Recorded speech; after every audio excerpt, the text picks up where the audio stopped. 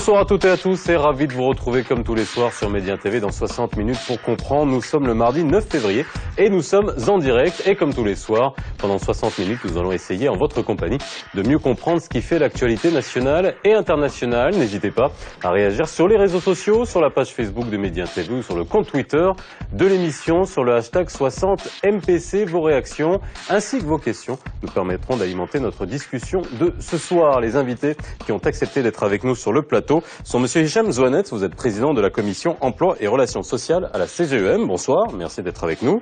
Et Monsieur Abdelrahman Rachir, vous êtes sociologue des mouvements sociaux et auteur notamment de l'étude Les mouvements sociaux au Maroc, de l'émeute à la manifestation que vous avez publiée en 2014. Merci d'avoir répondu à notre invitation. Nous avons essayé d'avoir le ministère de l'Emploi et des syndicats, mais vous allez voir, bon, les syndicats ont une excuse et le ministère de l'Emploi a décliné l'invitation.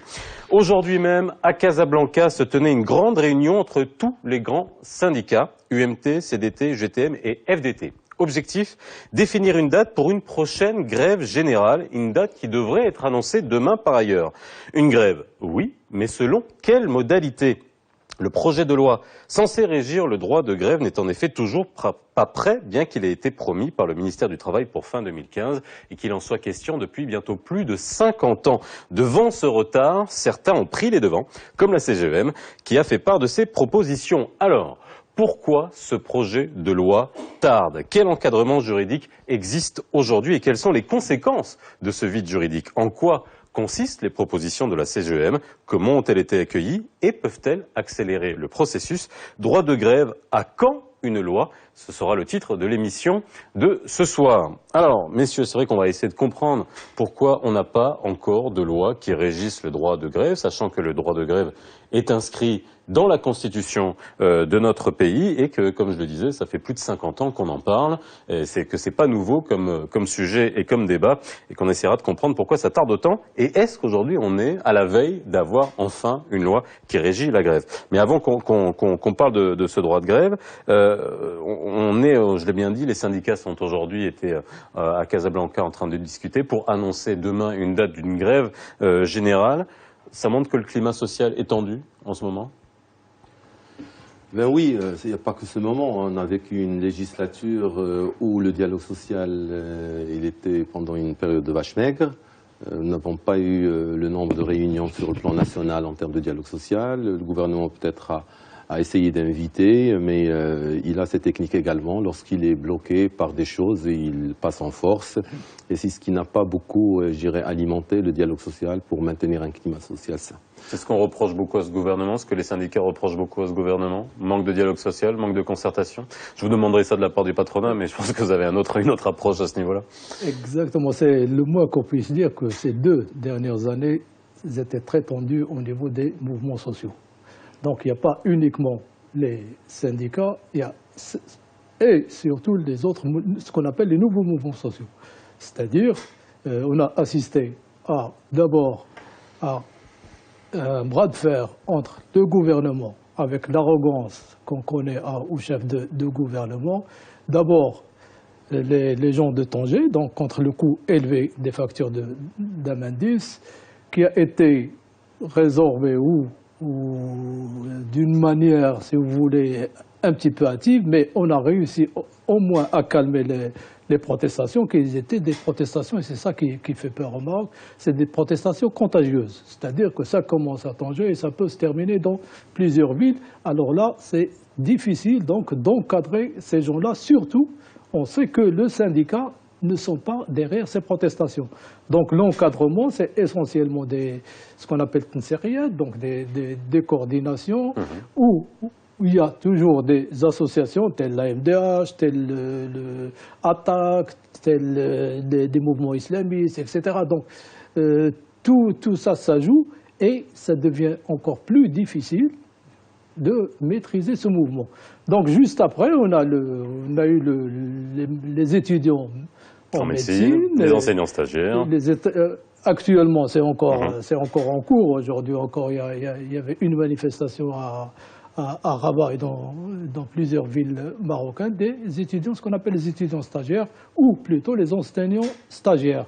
Là encore, c'est la gestion politique qui est mis en cause au moins dans les deux derniers mouvements sociaux, c'était une gestion politique relativement hâtive. Et j'ai parlé d'arrogance, il y a de l'arrogance. On a menacé les étudiants stagiaires de suspendre leur manifestation qui a été prévue le dimanche dernier. N'empêche, les manifestants, ils étaient fort nombreux, les étudiants stagiaires, ils ont manifesté malgré l'interdiction, malgré les menaces formulées par le gouvernement. Alors ça veut dire qu'aujourd'hui, parce qu'on va parler de la grève aujourd'hui, tous ces mouvements sociaux, on les a traités très, très largement sur ce plateau, et je pense qu'on continuera à le faire, parce qu'on aura le dénouement justement de tous ces mouvements. Mais ça veut dire que avant qu'on arrive à la grève, on a senti une vraie évolution des mouvements sociaux dans le temps, de l'utilisation, que ce soit de la grève ou que ce soit de ce type de mouvement, au fil du temps, pour arriver aujourd'hui à quelque chose qui est devenu quand même, somme toute, assez banal, et qui correspond à la transition démocratique, finalement, d'avoir recours à la manifestation, à la contestation, à la revendication. Les mouvements sociaux, si on s'attarde sur l'historique des 10 dernières années, je crois qu'on est dans une moyenne de 250 conflits collectifs, oui, au niveau des entreprises, non réglés, parce que oui, l'inspection du travail règle pas mal de grèves avant. Et avec un pic en 2011. C'était bien sûr les dommages collatéraux du printemps arabe, avec 484 grèves. Et également un pic vers 2005, au lendemain de l'implémentation du Code du travail. Donc, mis à part ça, on est sur une moyenne de 250. Sur le plan civil, ce qu'il faut remarquer, c'est que l'État encadre le droit de grève. Si vous voulez manifester demain après-demain, si vous voulez sortir dans la rue, ben vous avez besoin de l'aval du gouverneur ou bien du wali. Sur le plan économique, sur le plan professionnel, il y a zéro préalable, aucune condition. Tout le monde peut faire grève à n'importe quel moment. Et j'ai dit tout le monde. Une CRS, comme a dit Rachel, c'est les coordinations, une association, des syndicats, etc. D'où la proposition de la CGM d'aller vers une canalisation des responsabilités. Et qui c'est qui a droit, qui c'est qui est habilité. Et on a vraiment, dans notre proposition, mais le syndicat comme seul intervenant. Alors, on va y arriver. Là, vous me permettez de faire la transition vers la grève, parce que justement, vous faites le parallèle entre les mouvements sociaux qui sont encadrés. Enfin, les mouvements, de toute façon, vous l'avez dit, il faut une autorisation, et c'est un certain nombre de préalables qui doivent être, de prérequis qui doivent être remplis afin d'aller dans la rue, d'organiser une manifestation. Par contre, au niveau de la grève, là, il y a un ensemble de choses qui manquent parce qu'on voit bien que le droit de grève existe, mais il est encadré par aucune loi. Est-ce que vous pensez que le climat actuel, là on parle de grève générale, vous avez fait des propositions, on va y aller en détail, hein, on va revenir aussi sur l'historique de la grève dans notre pays parce que c'est important. Vous pensez que ça va être un moyen de pression supplémentaire pour que cette loi passe enfin? Moi, j'ai beaucoup de soupçons pour que ça passe. Déjà, on est à la veille des élections. Et le gouvernement ne va pas risquer, parce que ça coûte cher. Le syndicat ou les 4 syndicats, là, ils commencent à vraiment faire pression. Vous me dire que c'est un risque politique. J'allais dire à se radicaliser. Parce que pour lancer la grève générale, ça veut dire que tous les canaux de négociation, de dialogue, ils étaient fermés. Donc la grève, c'est vraiment le dernier recours. Et la grève générale, c'est une grève, bien sûr, par excellence, elle est éminemment politique. La grève, elle est contre un gouvernement, donc la retraite, etc. Et là, la question que vous avez posée, c'est la question qui est intéressante, une question générale. Pourquoi, depuis 1962, la première constitution marocaine, qui garantit la grève, donc il garantit la grève jusqu'à maintenant, la dernière constitution de 2011 également garantit la grève, mieux encore, le Code des libertés publiques de 1958, il garantit et la grève et la manifestation. Bon, la manifestation, ça n'a pas été mise en œuvre jusqu'aux années 90, parce qu'on sait que le système politique, il était ultra répressif, et les syndicats non plus, ils étaient relativement, au niveau de la mobilisation, relativement faibles. Donc les deux paramètres se joignent, et la grève, donc les différentes grèves générales, parce que la première grève, je crois, la première grève générale, ça date des années 81, juste après la création de la CDT, qui a été créée en 78, et en 81, on a lancé la première grève générale, et on sait, dans ces conditions d'un système, comme j'ai dit, d'un système politique, si vous voulez, ultra autoritaire, la grève générale crée une ambiance tendue dans les différentes villes. Donc déjà avant le lancement de la grève générale, au niveau des représentations officielles, au niveau des représentations sociales, tout le monde s'attendait à des émeutes. Tout le monde, moi je me rappelle, en 1981, on entendait les jeunes dans les coins de rue, demain on va piller tel magasin, demain déjà des scénarios. Du côté de l'État, on a mobilisé la police, on a mobilisé les militaires, donc on a réussi à créer la grève générale, réussi à créer cette ambiance tendue dans la ville qui facilite, il favorise donc le déclenchement de l'émeute. Et on a assisté aux émeutes de 1981 dans plusieurs villes, qui a fait énormément de victimes. La répression était atroce. Officiellement, à l'époque, c'était 60 victimes. Selon les partis politiques d'opposition, 600 victimes, ce qui fait que la grève générale ça coûtait trop cher pour les Marocains. À partir des années 90, la grève générale ne crée plus cette ambiance tendue. C'est pour ça que je parle dans le rapport d'un processus de banalisation de la grève générale. La grève générale, ça ne fait pas peur, ça ne crée pas cette ambiance tendue dans la ville. Et ça, c'était, si vous voulez, les préalables de l'émergence de la manifestation, donc l'occupation pacifique de l'espace public.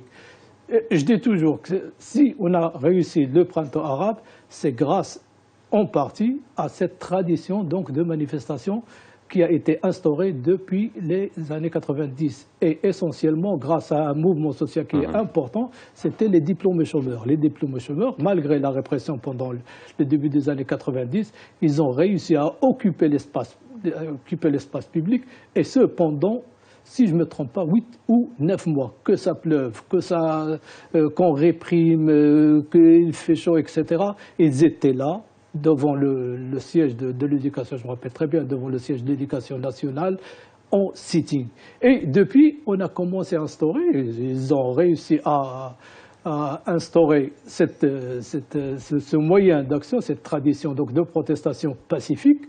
Donc la société devient pacifique, contrairement aux années 81, 84, 90, où il y avait des émeutes dans plusieurs villes marocaines. 84, et tout 90. ça est dupliqué, bien sûr, au niveau de l'entreprise, parce que ça, en gros, c'est ce dont on va parler aussi ce soir. Merci en tout cas de nous avoir vraiment retracé. C'est vrai que c'est intéressant de voir sous ce prisme-là, de voir de quelle manière la banalisation, finalement, soit de l'occupation de l'espace public, soit venue, et qu'aujourd'hui, c'est pour ça qu'on dit que, vous le dites même dans votre publication, que le Maroc n'a plus peur des grèves, finalement. On n'a plus peur des grèves aujourd'hui. Les grèves, ils sont comme l'antibiotique. Quand on utilise trop, il n'y a plus d'effet. Et malheureusement, c'est le cas. Et on ne voudrait pas que ce soit ainsi. On voudrait que ça reste un moyen d'équilibre. Alors justement, pour répondre à votre question, c'est pas sûr. Est-ce que la loi passera ou ne passera pas? D'abord, il y a deux volets. Alors, avant qu'on arrive à ça, parce que je pense que ça sera la dernière question de l'émission. Non, ça passera pas avant qu'on sache ce qu'il y a à l'intérieur. Mais déjà comprendre pourquoi. C'est là une question toute simple que tout le monde se pose. Depuis 53 ans, c'est pas nouveau. Depuis 53 ans, plus de 53 ans. Deux générations. Voilà, plus de 53 ans, c'est sur le tapis, c'est dans les tiroirs, et on n'arrive pas à légiférer, à avoir cette loi organique, puisque c'est une loi organique qui doit régir le droit de grève. Alors tout simplement parce que depuis 53 ans, depuis plus d'un demi-siècle, toutes les constitutions marocaines qui ont précédé celle de 2011 n'ont mis aucun horizon temporel pour fixer la date limite pour déposer une loi organique dans le circuit législatif. Et là, Sa Majesté l'a fait.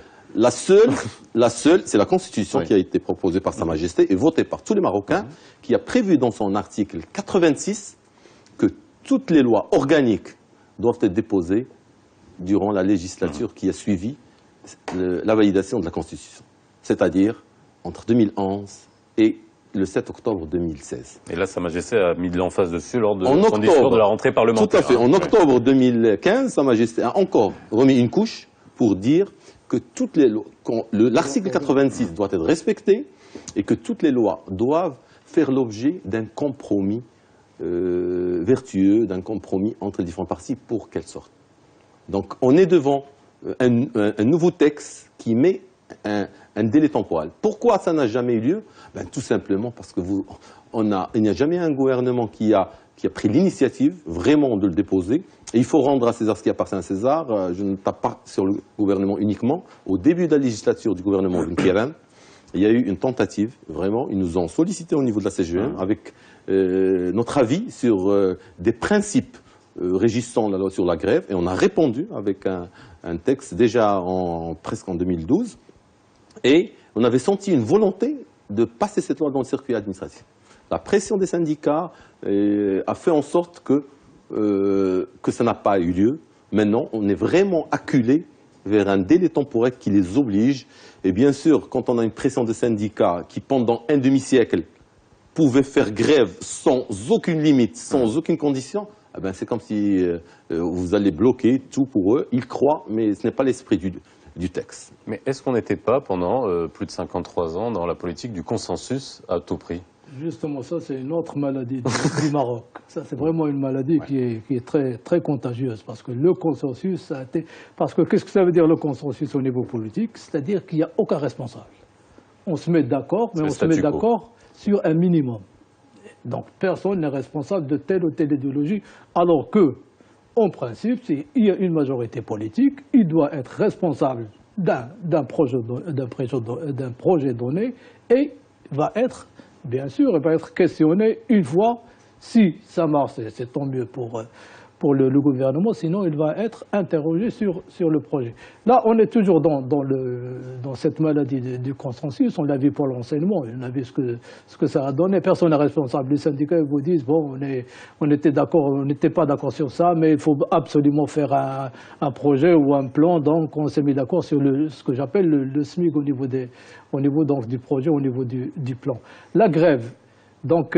je ne sais pas si on va répondre maintenant à pourquoi, justement, pendant 2 générations, aucun gouvernement, il sait que le système politique, il a relativement changé, c'est démocratisé, on a une société civile qui est très dynamique, même si numériquement elle n'est pas très importante, mais elle est très, très médiatisée, il bouge énormément, il peut proposer, etc. On a le CNDH, donc on a une société civile qui bouge, des mouvements sociaux qui bougent en dehors plutôt du syndicat, mais on n'arrive pas à élaborer ce projet de loi sur la grève, donc d'élaborer les modalités, les procédures de cette loi.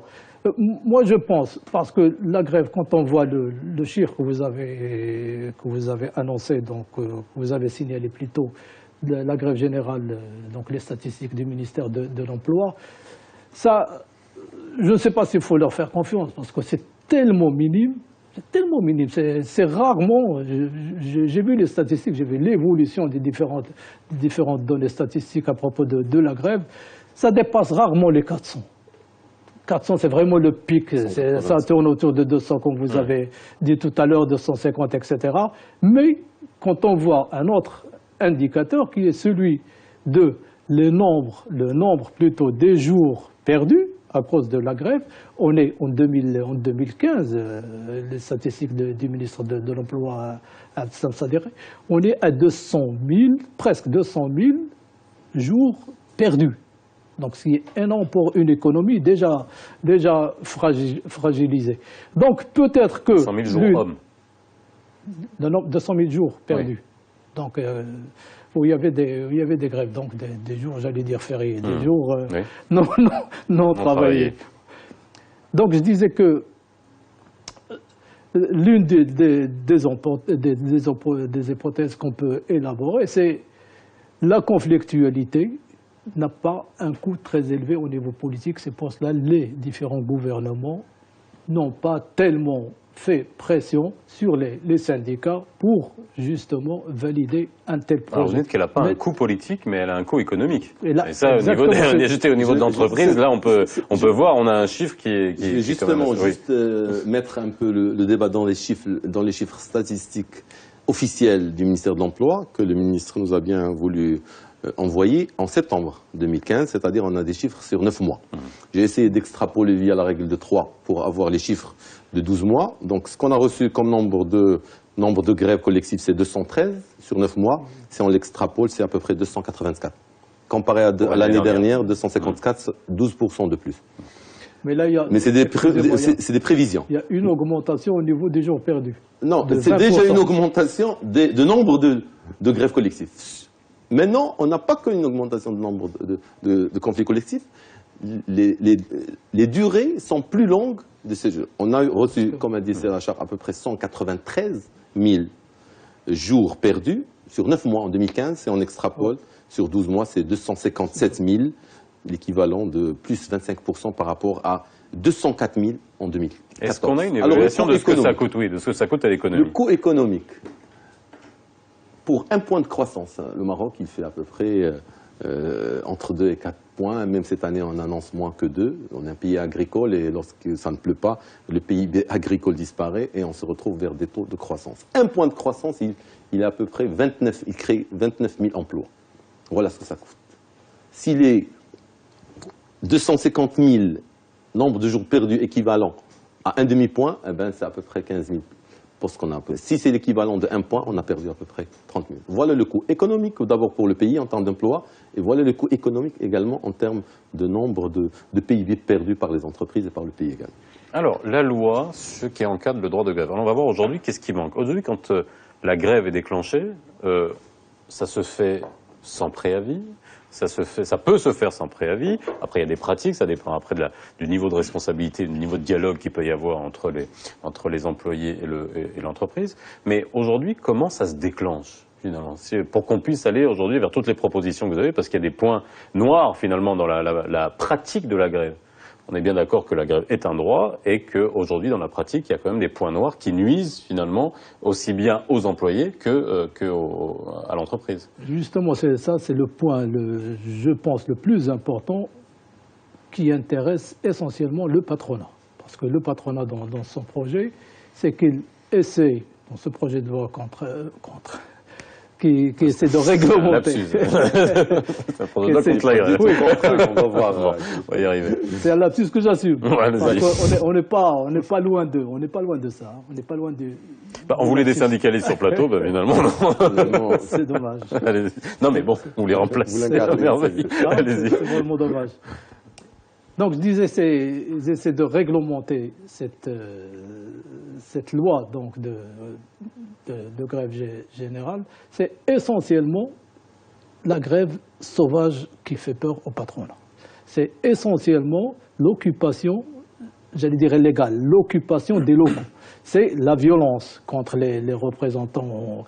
Et c'est essentiellement, c'est toujours dans le même article, ce que le patronat appelle la liberté de travailler. Donc vous avez la liberté de faire grève en tant que syndicat, mais ceux qui veulent travailler, qui ne sont pas grévistes, ils doivent avoir cette liberté de travailler. Et ça ne plaît pas beaucoup aux syndicats. Ça, c'est parmi les difficultés ou parmi les problèmes qui existent dans ce dialogue social entre le gouvernement, le patronat et les syndicats. Alors, finalement, là où le bas blesse le plus aujourd'hui dans la pratique de la grève, pour qu'on puisse après comprendre bien sûr toutes les propositions que vous allez proposer et de quelle manière aujourd'hui elles vont être perçues. Le délai de préavis, c'est un faux débat. Je vais vous dire pourquoi. D'abord, dans ce pays, on n'en a jamais parlé. Ce n'est pas la première fois qu'on réglemente pour la grève. Heureusement pour les syndicats, malheureusement pour les entreprises, le Code du travail de 2004 a déjà intégré un élément très important en lien avec le préavis, c'est que dans son article 16, le Code du travail prévoit que les entreprises n'ont pas le droit de recruter, que ce soit sous forme d'intérim ou autre, des salariés pour contrer une grève. Pour remplacer les jours perdus. À partir de là, le délai de préavis, c'est un non-sujet, même si... Parce que pourquoi les syndicats peuvent avoir peur du délai de préavis? Ils ne veulent pas que les entreprises se préparent, recrutent pour remplacer les grévistes. Or, du moment où il y a un respect de cet article-là, l'article 7 du Code du travail, le délai de préavis est là pour offrir un cadre et un horizon temporel de négociation. Donc, s'il est là, on a prévu dans le texte une dizaine de jours, et je vais vous dire, l'Algérie, ils ont 10 jours. La Tunisie, ils ont 8 jours. L'Espagne, 5 jours. Le Portugal, 4 jours. Je ne me compare même pas avec le Danemark, où il y a 14 jours. Franchement, de quoi parle-t-on? Si on ne veut pas négocier, ça peut créer un problème pour les syndicats. S'ils veulent négocier, 15 jours ne va pas les envoyer au calendrier grec.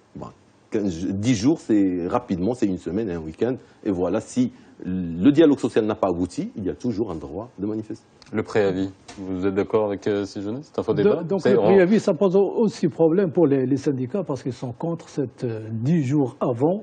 Je pense que 10 jours, ça fait beaucoup parce que si on commence à réglementer trop la grève, c'est comme si on lève finalement, c'est ça, je disais tout à l'heure pour le lapsus, ce n'est pas totalement faux.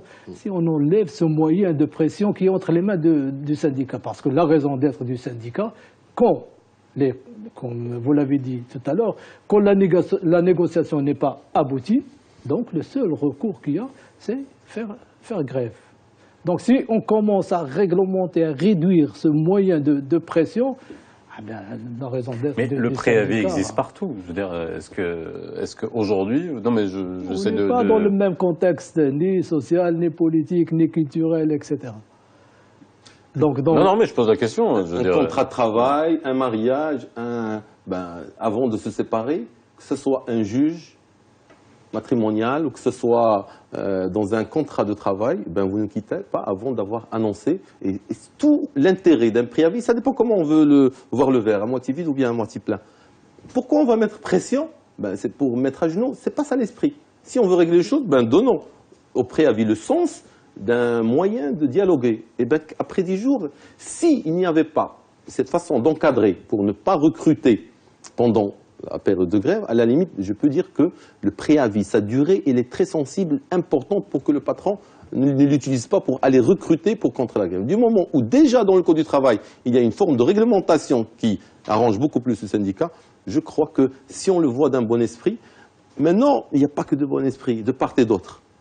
Et valeur d'aujourd'hui, 10 jours, on a vu par rapport aux droits comparés des autres pays, on n'est pas dans des délais franchement... Et encore, il y a toujours moyen de négocier pour avoir un truc logique, mais qui donne juste le droit d'éviter des grèves, Il y a des boîtes, des fleurons de l'économie marocaine qu'on a perdu à cause d'un délai de préavis qui n'a pas été donné. Vous connaissez Bata, vous connaissez General Tyre, et tout le monde a dans son esprit des milliers de postes qu'on a perdus parce qu'on n'a pas donné le temps au temps pour négocier et éviter la fermeture. Je suis tout à fait d'accord. Quand je parle, je vous dis ce que les syndicats pensent, non pas ce que je pense moi. Donc les syndicats sont relativement unanimes pour les trois points. Ils sont contre ces propositions depuis un moment maintenant. Et surtout, c'est pour cela, j'ai parlé tout à l'heure de l'arrogance du gouvernement et du chef de l'État, parce qu'on n'est plus justement dans cette culture de négociation, dans cette culture de dialogue. On est plutôt, et c'est pour cela, il y a une grève générale peut-être demain, certainement demain, c'est parce que la négociation n'a pas abouti, parce que le dialogue n'a pas donné ses fruits. Là. Quand on voit le projet... La date devrait être annoncée demain, donc on est déjà dans un esprit de préavis. Bien sûr. Bah oui, non, mais on est déjà dans un esprit de préavis. La grève, ça ne sera pas demain, mais en tout cas le projet de loi sur la retraite, les syndicats n'ont peut-être pas... S'il n'y avait pas de syndicalistes, je crois que je vais le remplacer. Oui, on a bien compris. Oui.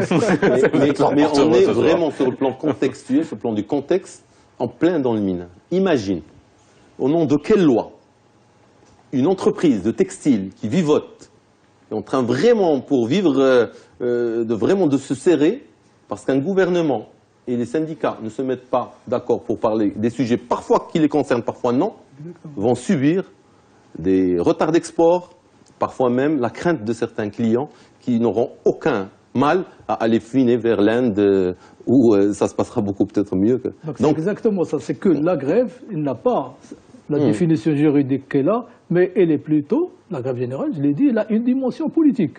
Elle n'a pas une dimension sociale, c'est pas pour défendre les intérêts des salariés ou les conditions de travail, etc. Quand on est dans la grève générale, c'est la grève générale. Alors, et dans toutes les juridictions européennes et maghrébines, on fait la différence entre une grève légale et une grève illégale. Et toutes les grèves d'ordre politique ou bien de solidarité ne doivent pas impacter l'économie d'un chef d'entreprise et tombent dans les escarcelles du Alors champ illégal. justement, alors revenons à l'entreprise, parce que là vous étiez en train de parler de la grève générale, venons au niveau de la grève, au niveau de l'entreprise. Alors on a bien parlé de ce point qui est important, qui est le préavis, mais il y a un autre point aussi, qui déclenche les grèves? Qui est habilité à déclencher les grèves au sein des entreprises? Parce que ça c'est une vraie question de savoir aujourd'hui, on parle des syndicats, on a quand même un taux de syndicats, vous nous parliez de la force des syndicats, qu'on a de nombreux syndicats, mais il faut quand même toute proportion garder. On a, d'après les chiffres, à peu près 6% de travailleurs syndiqués. C'est-à-dire qu'aujourd'hui, c'est très faible lorsqu'on dit dans une grande entreprise qu'une grève est déclenchée. Qui déclenche les grèves? Est-ce que ce sont vraiment les syndicats? Est-ce que ce sont d'autres mouvements au sein de l'entreprise? Et justement, est-ce que ça doit être réglementé? On fait une petite pause et on répond à cette question juste après.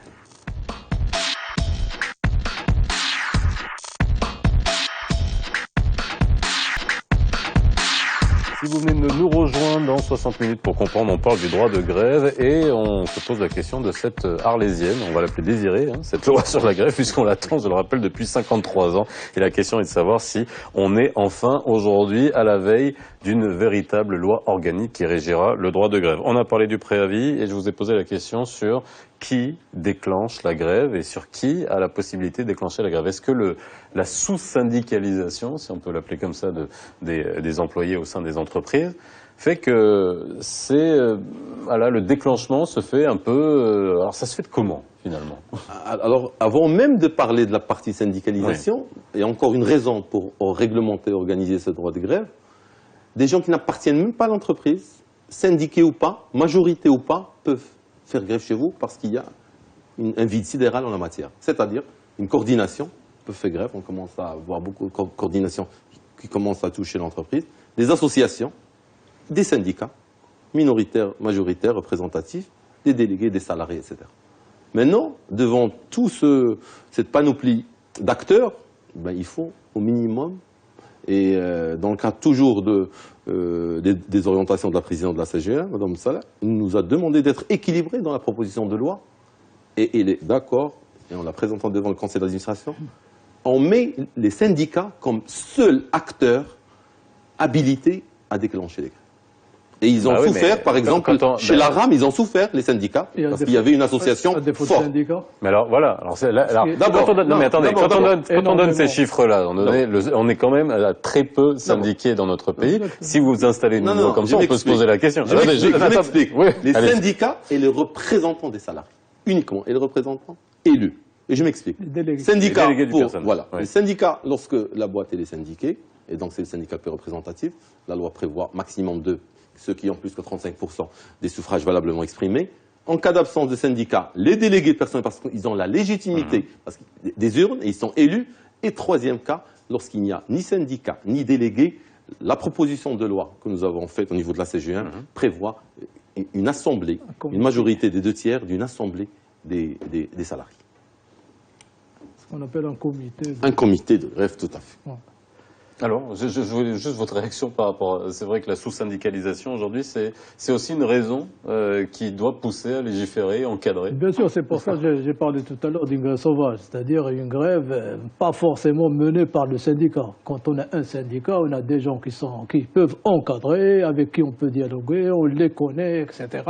Ils peuvent jouer le rôle et galvaniser les masses salariées et en même temps de pacifier. Parce qu'il peut jouer les deux rôles sans pour être forcément du côté du patronat. Donc il peut jouer les deux rôles. Et on a besoin de cet intermédiaire. Et s'il n'y a pas deux syndicats, il n'y a pas de délégués de personnel, bien sûr, la grève il peut se déclencher.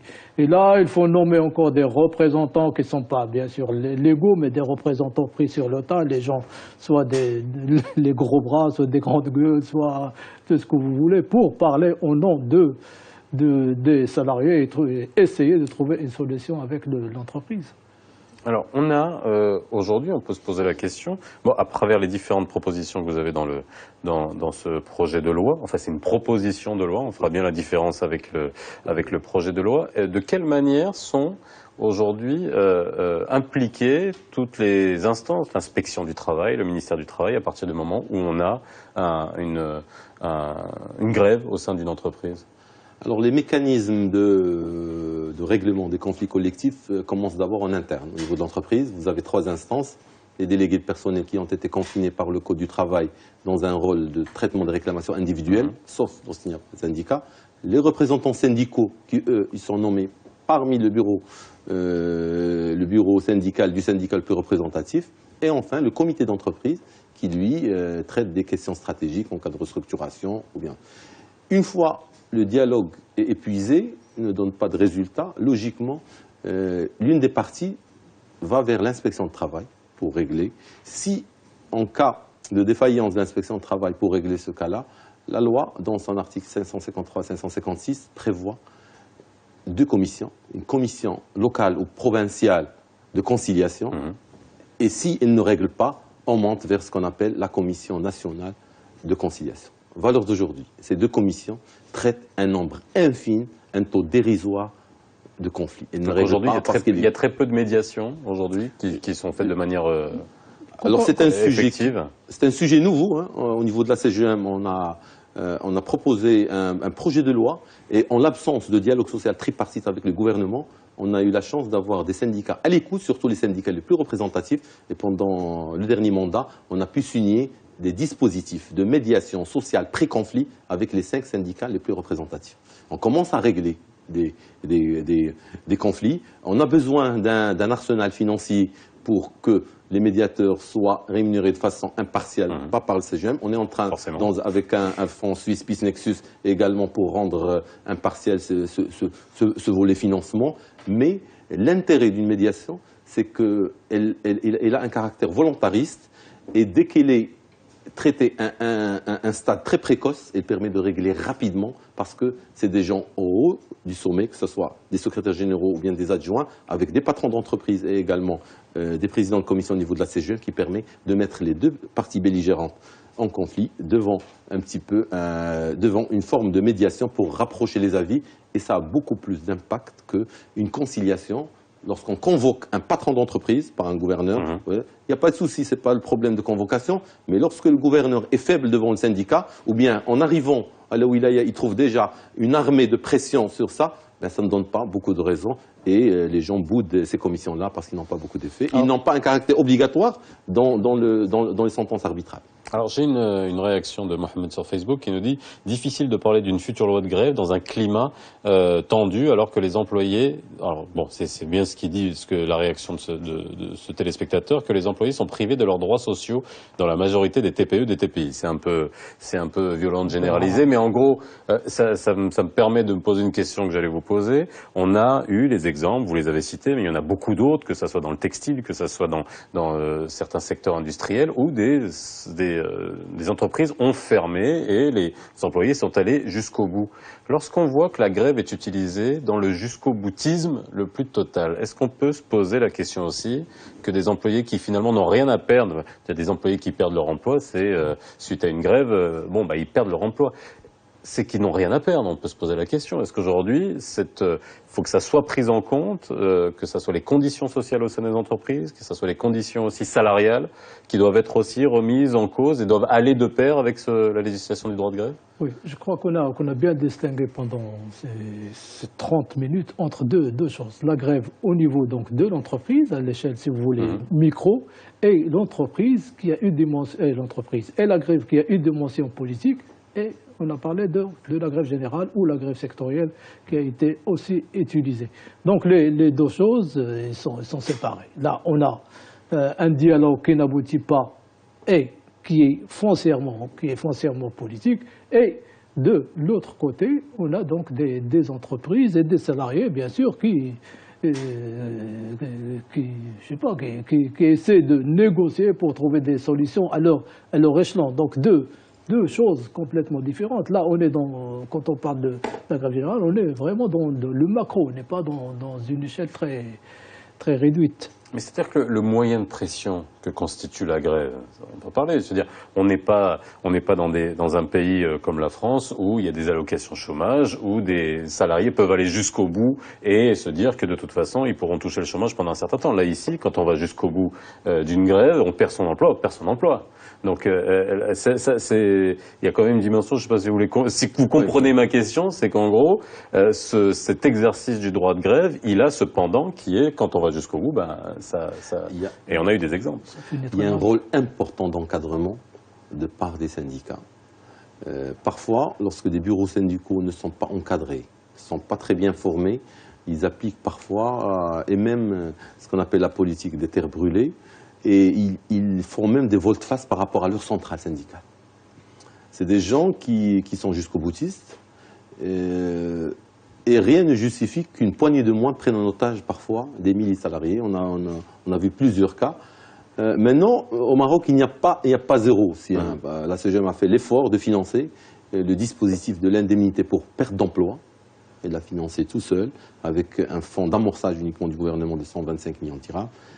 Et parmi les charges, donc une personne qui perd son emploi pendant les 6 mois, elle peut avoir l'équivalent. Ce ne sont pas des allocations. Donc c'est un premier filet social, mais il est vraiment dommageable quand on voit des gens jusqu'au boutiste et qui entraînent avec eux des masses. Maintenant, le gars qui a posé la question, il a parlé des TPE, PME. Je crois que, valeur d'aujourd'hui, il y a certaines boîtes qui périclitent et qui parfois ne respectent pas les dispositions légales en matière, notamment le Code du travail. Au niveau de la CGM, on est clair, la présidente est claire, on ne représente pas des gens qui ne respectent pas. Il y a zéro tolérance par rapport au manquement aux dispositions légales. Mais ces gens-là, lorsque vous leur parlez, ils vous disent, dans un marché où il y a plus que le tiers d'économie, de l'informel, on n'est plus dans des petites TPE, il y a même maintenant des usines de plastique, de sandales, etc., qui vous concurrencent et qui échappent à toute loi et qui n'ont pas la charge fiscale que payent les entreprises, qui n'ont pas le coût des charges patronales, sociales, qui sont énormes, qui n'ont pas le coût du fonds, etc.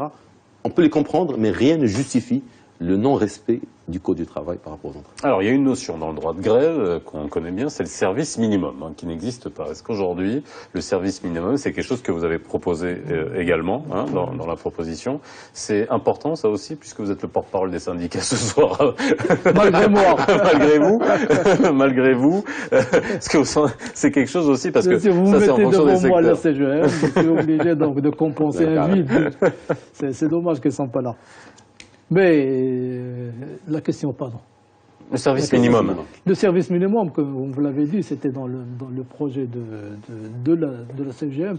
Et c'est aussi, je vais redire l'idée de départ, c'est une manière aussi de serrer le droit de grève. Donc, comme si, je vais répéter ce que j'ai dit dès le départ, c'est une manière de restreindre ce droit de grève. Parce que si vous enlevez, je pense à ceux qui disent au pape, je vais sauter au coq, d'adopter le préservatif, de ne pas l'interdire. C'est une manière, le fonds de commerce du pape, c'est ça. Vous enlevez. Je m'attendais pas à cette comparaison. Vous lui enlevez ça. Mais alors, il y a des métaphores qui m'échappent. Exactement. Donc le fonds de commerce, c'était ça. Un peu space, Oui. mais je vais vous répondre sur ce cas-là. La pire législation et le pire exemple de conflits sociaux, on le connaît, c'est la France. Malheureusement, on a dupliqué pas mal de juridictions et pas mal de législations de la France. Et même en France, il y a une législation qui légifère les services minimums. Les services minimums, CRHL, ce n'est pas pour restreindre. Allah yahfad, vous avez quelqu'un dans votre famille, dans un hôpital, et il y a une grève générale, où il n'y a pas de quelqu'un qui transporte l'oxygène, ben il va passer de vie. Il y a des secteurs où le service vie à minimum, trépas. Ben c'est ça. Ben c'est tout ce qu'il a dit. Le service minimum, il est nécessaire, mais pour certaines catégories. Les centres hospitaliers, l'énergie, le transport, la santé, de quel droit, les urgences, de quel etc. droit Ça, c'est sûr. vous allez vous voir privé de l'eau, de l'électricité, des transports, parce que un syndicat n'est pas d'accord avec un gouvernement. Donc service minimum, c'est le b.a.-ba, c'est les premières briques, les premiers pas d'une civilisation. Non, il y a des secteurs qu'il n'y ait pas de dommages collatéraux pour protéger le citoyen sur des choses pour lesquelles il n'est pas dedans. entre gouvernement et syndicats. Donc c'est quelque chose qui est pratiquement dans tous les pays déjà admis. Les syndicats même, ils n'ont pas de contraintes à l'accepter. Bien sûr, dès qu'un débat comme ça s'ouvre sur le service minimum, ils vous disent attention à ce qu'on intègre d'autres secteurs qui ne sont pas vitaux. Mais bien sûr, le débat, le benchmark avec les autres législations permet de cadrer quels sont les services vitaux et essentiels pour lesquels un service minimum est obligatoire. Alors, la CGE m'a parlé, ça je vais vous faire réagir, c'est Rachir, parce que la CGE m'a parlé de la prérogative du chef du gouvernement d'interdire toute grève en cas de crise nationale. Alors, oui, mais alors c'est quoi une crise nationale? C'est vrai que là, l'interprétation, elle peut être... Si on est à la veille d'une guerre, si on est à la veille d'une crise politique majeure... La sécheresse, c'est une crise nationale? Non, mais ça, on peut parler d'interprétation. C'est ça l'interprétation. Exactement. Vous avez enlevé le mot de ma bouche. L'interprétation, c'est ça. Hein. Et après, c'est le ressort de la jurisprudence. Qu'est-ce qu'on entend par crise majeure? Bon, on pense vraiment crise majeure, c'est le pays, il est en danger. Sinon, la sécheresse, c'est pas un danger pour le pays, c'est une catastrophe. Bon, ça c'est votre interprétation. Nous, on voit bien qu'au niveau des lois, parce qu'on en voit passer des lois et on voit très bien que l'interprétation et les mots sont extrêmement importants. Lorsqu'on parle de crise nationale, on sait que dans les assurances, on détermine de manière claire ce que sont les cas de force majeure, etc., catastrophes, état de trucs naturels, etc. Mais là, la crise nationale, est-ce qu'il faut aujourd'hui s'attendre à une plus de précision dans la dénomination? Bien sûr, Faisal, c'est une des raisons pour organiser, légiférer et réglementer pour ne pas rester. Et croyez-moi, parfois même lorsqu'il y a des textes, et l'interprétation entre les lignes est difficile. Imagine lorsqu'il n'y a pas de texte, et c'est le cas. En cas de crise, on s'est inspiré au niveau de la CGE et d'un travail qui a été fait par ces trois messieurs, qui sont les principes de l'OIT, qui est l'Organisation internationale du travail, sur le droit de grève. C'est un document qui est accessible sur Internet, tout le monde peut le télécharger, et plusieurs pays adoptent, lorsqu'il y a des crises majeures, surtout des crises sociales, pour qu'on ne rajoute pas de l'huile sur le feu. Parce que, quand on dit « fitna akthar min al-maut ».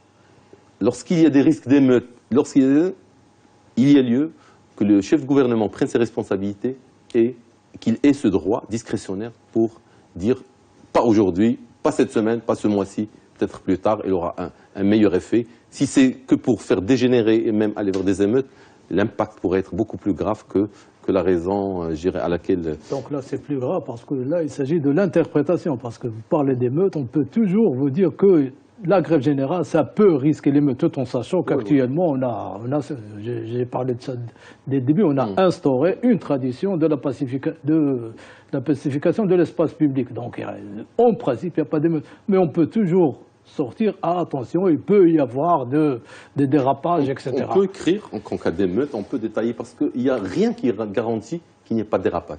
Rien ne peut garantir. Et on peut le voir même dans des pays très civilisés, comment ça dérape, comment ça... Alors, ça m'évoque essentiellement les gros dangers, c'est la guerre, c'est une crise majeure où le pays va s'arrêter, mais sinon... Mais non, je vous pose la question parce que l'utilisation politique des mots et l'interprétation, on le voit bien à plusieurs reprises, que ça peut changer, c'est pour ça qu'il faut lister même énormément de choses.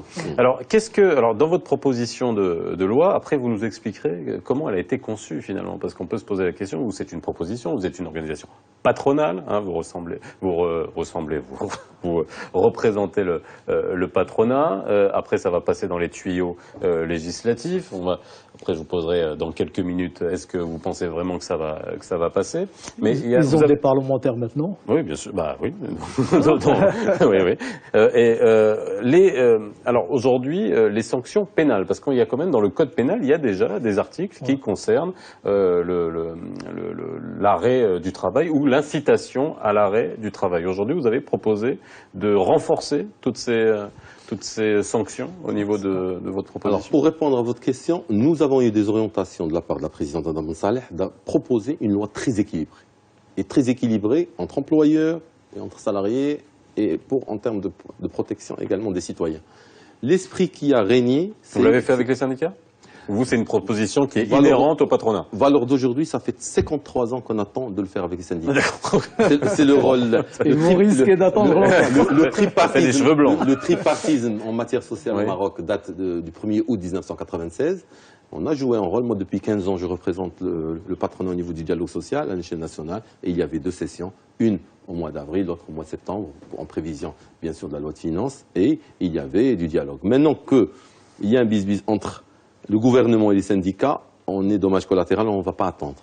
Et surtout qu'on a la légitimité maintenant parlementaire de faire des propositions de loi, et ce, avec, bien sûr, la nouvelle Constitution de 2011, et on a même tardé en termes de roll-out et d'implémentation, on a eu ce droit qu'en septembre 2015. Maintenant qu'on a ce droit, on s'est inspiré des principes de l'OIT, on s'est inspiré des juridictions actuelles, le Code du travail, pour garder la protection des grévistes, et la protection des grévistes pour vous montrer le caractère équilibré de notre proposition.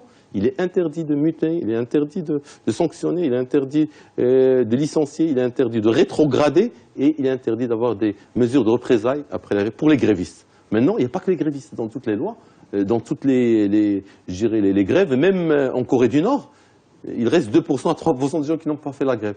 Eh ben, il faut qu'il y ait une protection des non-grévistes. Et vu, je dirais, l'effritement un petit peu des poids des syndicats, les non-grévistes, ils sont énormes maintenant. Le taux des grèves, comme a dit Sarah Chedd, l'impact n'est plus, parce que c'est comme un antibiotique. Quand on utilise beaucoup, ben, l'effet... Et pour défendre les non-grévistes, on a dit, voilà, les grévistes, ils ont également la liberté de travailler.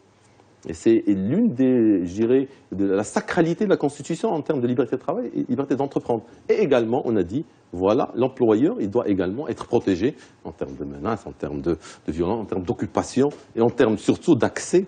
Donc tout ça, on l'a mis dans un équilibre entre les droits, les protections des grévistes, la protection des non-grévistes, la protection des employeurs et la protection des citoyens avec le service minimum. Voilà l'esprit qui a régné. La concertation aujourd'hui, est-ce qu'elle n'aurait pas dû interpeller aussi la société civile? Je reviens encore sur ce très faible taux de syndicalisation, parce qu'il y a les syndicats, vous avez du mal à vous mettre autour de la table avec les syndicats pour discuter d'une proposition de loi au niveau du droit de grève. Est-ce qu'il ne fallait pas que la société civile, comme dans beaucoup d'autres compartiments, émerge, notamment des employés, des associations d'employés, qui ne soient pas des syndicats, ou des syndicats improvisés finalement, qui ne soient pas officiels, qui concertent, qui apportent leurs propositions. Parce que là, vous avez votre proposition finalement de patron. Oui, non, je vais vous dire. Et également, on a essayé, en absence d'une relation claire et saine entre gouvernement et syndicats, d'inviter les 4 syndicats les plus représentatifs. Et je vais vous surprendre, parmi les 4 syndicats les plus représentatifs au niveau du pays, 2 syndicats, ils sont pour s'asseoir et négocier une loi organique qui réglemente le droit de grève. 2, ils sont formellement fermés, opaques à toute réglementation. Mais ce n'est pas à nous de faire asseoir. Il y a un tripartisme au pays et le gouvernement, il a un rôle de facilitateur de ces réunions tripartites. Malheureusement, le torchon brûle entre gouvernement et syndicats et l'entreprise marocaine se trouve toujours prise en otage par rapport à ce conflit qui dure trop depuis presque 6 ans. Alors, comment ça va se passer aujourd'hui, d'un point de vue législatif? Vous avez la possibilité aujourd'hui de faire des propositions de loi. C'est pour ça qu'on a bien fait la différence entre proposition et projet. Ce n'est pas à vous, finalement, de rédiger la loi définitive. Vous avez fait une proposition. Comment c'est accueilli aujourd'hui? Vous étiez au Parlement aujourd'hui, il y a des bruits de couloir, vous discutez quand même. Est-ce que vous avez l'impression... Pardon, et par rapport aussi à la proposition du gouvernement, parce que il y a longtemps qu'il y a une proposition du gouvernement qui n'est pas très loin de ce que vous avez proposé. Valeur d'aujourd'hui, il n'y a aucune proposition de gouvernement. Le gouvernement peut faire des projets de loi, il n'y a valeur d'aujourd'hui aucun projet de loi. On parle de beaucoup de rumeurs. Oui, je vais en dire. J'étais au Parlement tout à l'heure et on a même eu quelques échanges avec un ministre dont je vais taire le nom.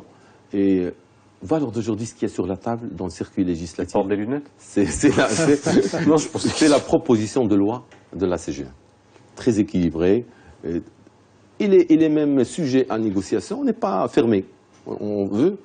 Rien n'empêche que n'importe quel groupe parlementaire, pendant cette période-là, jusqu'au 7 octobre, qui est le deadline pour déposer, pour approbation, de déposer une autre proposition. Si c'est un groupe parlementaire relevant d'un syndicat ou d'un parti, les 2 propositions de loi, c'est des propositions et non pas de projets, vont être soumis au gouvernement qui peut choisir qui c'est l'une d'elles qui va soumettre pour négociation.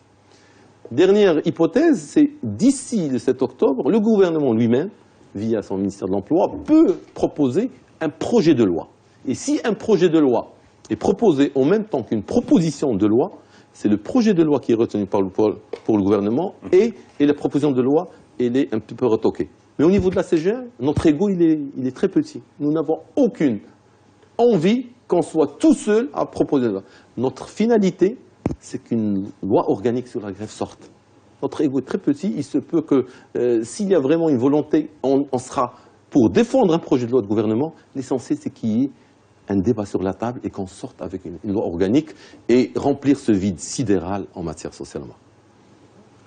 Et le ministère de l'Emploi dans l'histoire? Le ministère de l'Emploi. Moi, j'ai entendu qu'il y a... C'est ça ce que j'ai dit, le gouvernement. Oui, non mais bon, il y a des rumeurs. On avait des attentes. Hein, il y a des rumeurs. Il y a des rumeurs annoncé qu'il y a un discours royal qui a rappelé à l'ordre le Parlement et le gouvernement pour qu'il y ait un compromis vertueux. Que les gens soient responsables avec des vertus et qu'ils y mettent du compromis pour faire passer les lois organiques qui sont prévues par la Constitution 2011. Donc, le gouvernement, peut-être, il sera au rendez-vous avec un projet de loi, mais que ce soit une proposition qui va discuter dans les deux chambres, que ce soit un projet de loi, mais c'est vraiment dommage qu'on ait attendu 6 ans, et la dernière année, peut-être les derniers mois, pour faire un projet aussi important pour l'investissement au Maroc, pour les acteurs économiques qui créent de l'emploi. C'est dommage qu'on ait priorisé. On est dans un pays où il y a 2 chambres, un système bicaméralisme, une chambre à 120 conseillers et une chambre de parlement avec 395 parlementaires, en rajoutant un conseil économique et social. Tout l'arsenal des institutions juridiques sont là, parlementaires, et on attend plus qu'un demi-siècle pour faire un projet de loi. Franchement, on demande beaucoup à l'investisseur marocain, avec ce vide-là, de continuer à bosser et à mettre son argent au risque de se voir infliger parfois des risques, des grèves sauvages. Alors c'est la chère. Au début, vous nous parliez du coût politique. Est-ce que vous pensez aujourd'hui que si cela passe, ça peut avoir un coût politique réellement pour Moi, je pense que ça risque pas de passer. Ils ont d'autres chafoués, surtout maintenant avec la grève générale et les élections qui s'approchent. On est à la veille des élections. C'est dans, je ne sais pas, 6 mois, 7 mois. Donc on ne risque pas de voir cette proposition aboutir. Non, mais si ça passe, vous pensez que ça aura un coût politique, clairement, sur le parti qui représente le gouvernement? Je ne pense pas. Vu le nombre, on en a parlé tout à l'heure, le nombre de grèves déclenchées, c'est vraiment minime. Si on croit les chiffres du ministère de l'Emploi. 200, vous avez parlé pour le 2015, 250 grèves, c'est pas énorme au niveau. Attends, que je termine. Soyez à la tête d'une seule entreprise, une journée de grève. Attendez que je termine. J'ai pas encore fini. Donc, c'est pas énorme au niveau donc de la conflictualité politique. Mais on l'a dit tout à l'heure, je l'ai dit, j'ai insisté dessus, qu'il y a des effets, bien sûr, économiques qui sont très importants. Moi, je pense à la grève qui a été en 2004 de la RAM, qui a coûté, quand les pilotes ils ont fait grève pendant 10 jours, il a coûté 1,5 million de dirhams par jour à la RAM. 1,5 million. Sans parler des effets sur le tourisme à Agadir et Marrakech, etc. Non, les effets là. Mais là, le gouvernement ou le politique, j'allais dire, il ne pense pas à ça, c'est trop exagéré. Mais le coût, on parle du coût politique par rapport, bien sûr, aux élections. Le coût politique, il est minime, sinon il est absent. Attention, donc, juste pour faire la différence entre deux choses. Ne voyez pas une loi qui organise la grève. On parle du coût politique. Ne voyez pas la loi qui organise la grève comme pas attendu. Moi, j'ai été dans une émission télé il y a 2 ans, et le nombre de grèves qui ont concerné les collectivités locales, n'importe quelle personne qui veut légaliser, il doit donner 100 dirhams avec des gens qui se trimballent avec des registres dans tous les cafés. Ils ont trouvé même un meilleur job que les collectivités locales. Tout le ministère de la Justice en grève depuis pas mal de temps. Des gens qui veulent se marier, qui veulent divorcer, qui veulent leurs droits, etc. Et j'ai eu beaucoup de questions et des téléspectateurs, des interventions téléphoniques qui disent qu'ils en ont marre des grèves. Bien sûr, donc, un gouvernement qui défend une loi ou bien qui propose un projet de loi qu'on défendra nous-mêmes, il aura à gagner en termes de popularité toutes les personnes qui se plaignent des grèves sauvages et qui doivent rajouter de leur poche pour avoir leurs droits légaux en matière. Est-ce qu'on est d'accord qu'on parle de 2 choses différentes? Les effets, bien sûr, les retombées, c'est sûr, le ministère de la Justice, il y a 3 secteurs, 4 secteurs clés. Le client du ministère de la Justice et le client des collectivités locales, c'est vous, c'est moi, c'est le petit fonctionnaire. Il y a 4 secteurs clés qui partaient en grève et qui ne le font plus. Le ministère de la Justice, c'était relativement spécial avec Ramid, ça ça a duré énormément de temps. Le ministère, bien sûr, de la Santé, les collectivités locales, quand ils faisaient, à l'époque, avant ce gouvernement, ils faisaient une grève de 72 heures. Donc, on déclenche une grève le jeudi pour avoir le vendredi et le week-end. Bien sûr, là, les gens, ils se mobilisent. Une fois qu'on commence à parler de relever, de faire des relevés sur salaire des grévistes, là, les gens commencent à penser 2 fois avant d'entamer une grève. Et c'est pour cela, le nombre avec ce gouvernement, le nombre de protestations, il a baissé en 2013 et en 2014, mais on n'a pas encore les chiffres de 2015, mais il est actuellement à la hausse, avec des mouvements, parce que les données statistiques, il faut aussi des mouvements qui sont importants. Pas seulement 10 personnes ou une centaine de personnes, on en a parlé dès le début de cette émission, donc des mouvements massifs. Les étudiants ou les enseignants stagiaires, c'est 10 000 personnes, et quand ils mobilisent, on mobilise 4 000, 5 000, 6 000 personnes. Donc c'est Est-ce que énorme. finalement, cette loi, la manière avec laquelle ça a été fait, je demande vraiment parce qu'il nous reste 10 secondes, c'est la fin du consensus? C'est ce qu'il fallait? C'est-à-dire que cette manière volontariste d'arrive avec une proposition de loi, il faut que ça passe au-dessus du consensus. Sans arrogance, sans arrogance. On peut le faire sans arrogance. Est-ce que c'est une loi qui mériterait de briser le consensus?